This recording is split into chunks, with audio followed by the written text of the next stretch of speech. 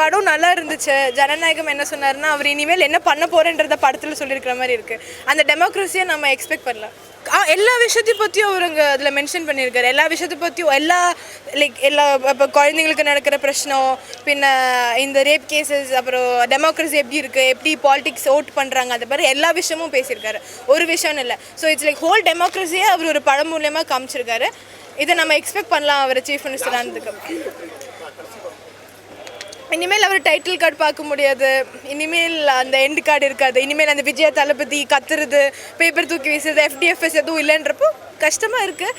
ஆனால் அவர் future choose பண்ணியிருக்காரு, chief minister ஆகிட்டாருன்றப்போ நம்ம கூட நின்று சப்போர்ட் பண்ணணும்னு நினைக்கிறேன். ஆடியன்ஸாக சொல்லணும்னா படம் ஓகே, அண்ணாக்காக பார்க்குறவங்க பார்க்கலாம். படமாக எக்ஸ்பெக்ட் பண்ணி போகிறவங்களுக்கு சாட்டிஸ்ஃபேக்ஷன் இருக்கும்னு எனக்கு தோணலை. நாங்கள் ஃபேன்ஸாக பார்த்தோம், அதனால எங்களுக்கு பிடிச்சிருந்துச்சு. பீப்புளாக பார்க்கும்போது அந்த கண்டென்ட் எடுத்துக்கிறவங்களுக்கு பிடிக்கும், எடுத்துக்காதவங்க மேபி போராக ஃபீல் பண்ணலாம். பட் ஆக்சுவலி ரீமேக் பண்ணுறதுல சொல்லவே வேணாம், அதனால நாங்கள் எல்லாம் என்ஜாய் பண்ணோம். நம்ம வெயிட் பண்ணி தான் பார்க்கணும். இப்போ தான் அவர் வந்திருக்காரு, இனிமேல் என்ன பண்ணுவாருன்னு பார்க்கலாம். படம் நல்லா தான் இருக்குங்கண்ணா. படம் சூப்பராக இருக்குங்க, எல்லாம் வந்து பாருங்கள். ஓட்டு வரவே சொல்லியிருக்காங்கண்ணா, அவ்வளோதாங்க. லேடிஸ் பற்றி பேசியிருக்காங்க. படம் நல்லா தான் இருக்குங்க.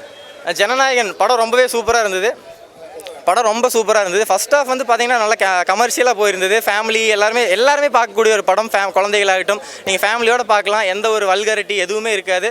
அண்ட் தமிழ்நாடு மக்கள் பார்க்க வேண்டிய ஒரு படம். அண்ட் இது எலெக்ஷனுக்கு முன்னாடியே ரிலீஸ் ஆகிருந்ததுன்னா கொஞ்சம் நல்லா இருந்திருக்கும். பட் அது எலெக்ஷனுக்கு அப்புறம் ரிலீஸ் ஆயிருக்கு. பட் இருந்தாலும் மாற்றம் வந்துருச்சு.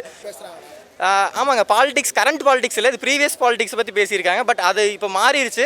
பட் இதுக்கப்புறம் எப்படி இருக்க போகுது அப்படிங்கிறத ஒரு கேள்விக்குறி. இதுக்கப்புறம் அவர் நல்லதை பண்ணுவாருன்னு நினைக்கிறேன். கண்டிப்பாக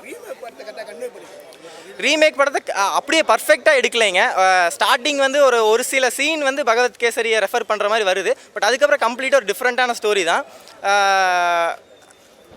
ஸ்டோரி தாங்க. மியூசிக்கெல்லாம் சூப்பராக இருந்தது. அனிருத் சொல்லவே வேணாங்க, அனிருத் எப்பயுமே பிரிச்சுருவாராச்சு. தேட்டரில் வந்து பார்த்தீங்கன்னா அப்படியே ஆட்ட பாட்டம் அப்படின்னு ஜாலியாக இருந்துச்சு. கண்டிப்பாக நீங்களும் போய் எக்ஸ்பீரியன்ஸ் பண்ணுங்கள். லோக்கல் தேட்டரில் போய் பாருங்கள். இல்லைங்க, ரொம்பவே கஷ்டமாக தான் இருந்துச்சு. இந்த சின்ன வயசுலேருந்து நான் தளபதி பார்த்துட்ருக்கேன். இப்போது இனிமேல் ஒரு படம் நடிக்க மாட்டார் அப்படின்னு நினைக்கிறப்போ ரொம்ப கஷ்டமாக இருக்குது. அடுத்து அந்த இடத்த யார் ஃபில் பண்ணுறதுக்கெல்லாம் வாய்ப்பே இல்லைங்க. தளபதி இடத்த யாருனாலே பிடிக்க முடியாது. பட் இதே மாதிரி 6 AM ஷோ இந்த மாதிரிலாம் வந்து பார்க்கணுங்கிறது ஆசை தான். பட் இனிமேல் அது நடக்குமான்னு தான் தெரியல. அது இனிமே தாங்க தெரியும். இப்போ தான் அவர் ஆரம்பிச்சிருக்காரு. இதுக்கப்புறம் தான் மீன் தான் இல்லை என்ன ஆகுதுன்னு தெரியும். நம்ம வெயிட் பண்ணி பார்க்கலாம். கண்டிப்பாக நல்லது பண்ணுவார் நம்புவோம்.